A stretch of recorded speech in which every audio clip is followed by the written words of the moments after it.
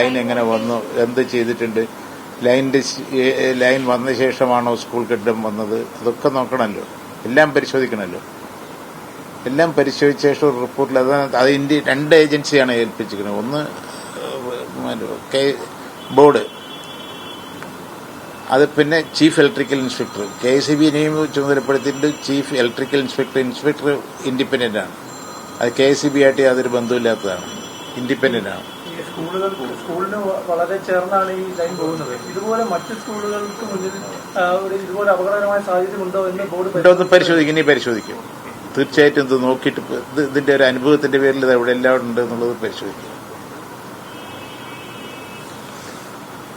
കഴിഞ്ഞില്ലേ?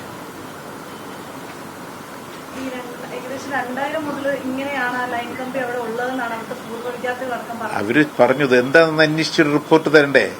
എനിക്കിവിടെ ഇരുന്നത് പറയാൻ പറ്റും. ഞാൻ വാർത്തയിൽ കേട്ടതാണ്. അതുകൊണ്ടാണ് വാർത്ത കണ്ടപ്പോഴാണ് അത് അന്വേഷിക്കാൻ വേണ്ടി നിർദ്ദേശിച്ചത്.